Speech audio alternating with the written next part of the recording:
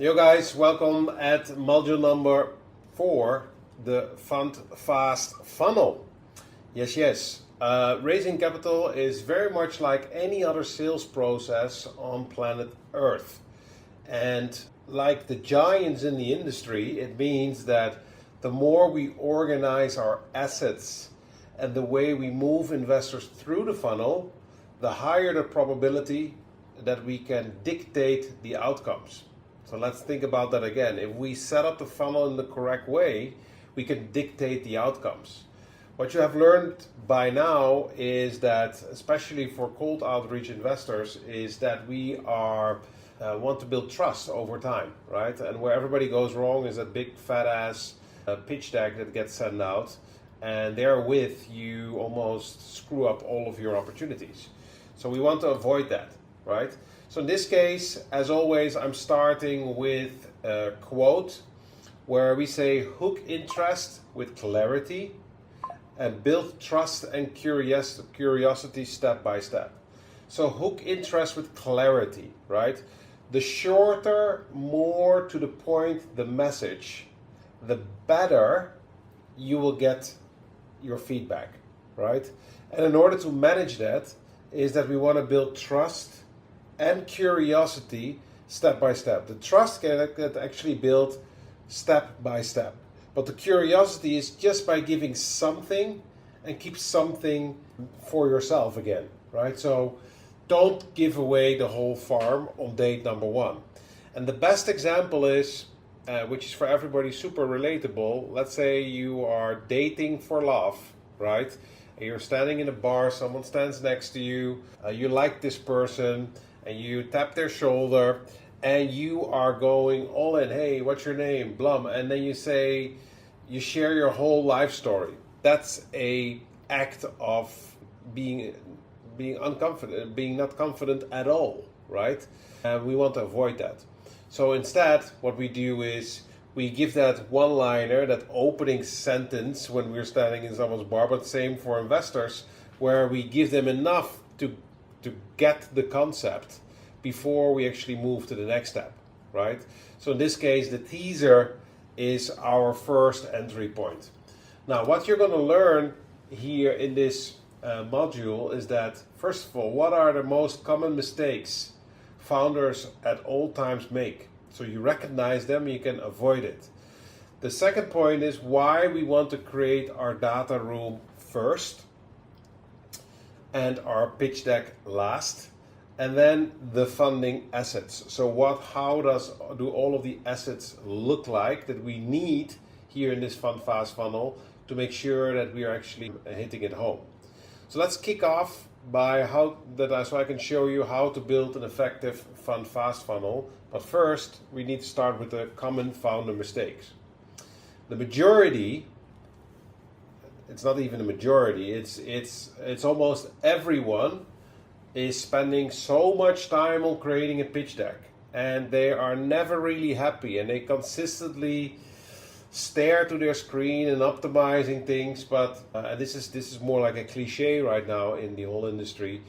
You need to know that an investor, if you're lucky, spends less than 3 minutes in the orientation phase on studying your deck, right? Now, imagine you have close to 20 pages in your deck, right? And you fire that in one shot. Unless you are a remarkable founder with a great track record, no one is going to check that. And I will challenge you very well, because if you ask a great friend who loves you, who trusts you, to go over your deck, and later on you ask certain questions if they have read some kind of word, the chance is most commonly, no, I haven't, right? So what you want to do is you want to communicate clear, crisp, simple, and short, and then build on top of that. Additionally to that is that we have one long form emails, which I consistently get in my email box, 6 to 7 paragraphs, not optimized for mobile, difficult to read. You need to know is that we are living in a short economy. We have the reels, we have the Instagram shorts, 30 seconds, 1 minute. That is what is currently works very well. You're currently not raising money. You're currently just asking for someone's attention. So you want to avoid, specifically in a cold situation, in a cold scenario, that you don't shoot all of your armor in one blast, because you have an amazing business and they will listen to you, specifically if you be persistent, right? The other point is that there's no excitement, right? If you give away everything, there's no excitement anymore. I think again about the bar, when you tap the shoulder of a nice woman, if you give them your whole life story, aka your pitch deck, it's simply not going to work anymore, right? Because someone says like, please shut up. You will overwhelm investors with too much information, and you are asking too many times for something. Now, if you know from our previous modules, you have learned very clearly that if you sit in the investor mindset, right, that these are people who have not a lot of time. So if you can demonstrate that you appreciate and respect their time slots and be very crisp and short with your information, that will lead to curiosity, respect, and eventually attention. So very known for you is that the long LinkedIn messages, long email messages, 20 text-driven decks, blurry, ambitious words. You need to know is that you can actually say everything with a few short words, if it's well described. Then you want to enjoy and embrace the investor psychology. Think again, this is a guy or a lady who at least receives 5 to sometimes even 10 deals a day. And if they're not super active, at least 1, right? That piles up in their inbox. Do you want to be on the one side that person that is like everybody else? Or do you want to stand out in that inbox? And that standing out in the inbox starts already on the first sentence. Your first sentence, like Ogilvy is saying, your headline is everything, right? It drags the attention. Bringing my point home, they ignore what they cannot consume under 1 minute. And I dare even to go a bit further by saying it's 30 seconds. So then you want to talk their language. So check out the investor lingo sheet that I have been adding. Show them that you're one of them through the communication inside of your messaging, and that's how you will stand out, right? So the thing that I would really love to bring home is the data room first, deck last principle. I will hear your thinking. What do you mean? Well, first of all, let's crystallize. What is a data room? A data room is a safe with a lot of documents, HR documents, client contracts, bank accounts, financial statements, balance sheets, minutes of understanding, anything that you can come up with, product presentations, white papers. All of these documents together are those that you have been collecting and creating, and actually sets the direction of your business, creates the foundation of your business. It's almost like a framework of thinking, right? That is your data room. Now, when will people tap into your data room? Not in the start, right? So if you're raising money, what will happen is that you get into a conversation, you feel extremely excited, the investor wants to move forward, he asks you to share maybe some of the financials, you give it to them, maybe you book another call. At a certain moment when the offer is made, someone wants to figure out what the data is that backs up all of the assumptions that you have been stating in your conversations and in your financial summaries, right? So that all comes from your data room. Your market information comes from your data room. Your financial assumptions comes from your data room. Your headcount comes from your data room. Your team comes from your data room, right? So the reason why I'm saying build your data room first and your deck last is because, one, you know exactly what is inside of the data room. You can use that information to plug and play into your teasers, deal summaries, investment memos, investment updates, all of the relevant deal stack materials. Reason why that's very important is that once you hit the due diligence phase, the last thing that you want is Oh, can I see your data room? Oh, sorry, I haven't set up a data room. It will take you at least 2 to 3 weeks to do so in a correct way, right? Then you lose momentum. When you lose momentum, they're not going to make a decision. So you want to have that ready. 2, you have created a significant, amazing impression, right? You sold a little bit, you sold the deal a little bit, or you're selling the deal a little bit, and someone is extremely excited, sits on their last part of the chair, right, and thinks like, oh, I want to see more. And then they find out that everything what you have been sharing is just bullshit, right? It's just over the top. Therefore, we want to start again with the data room first.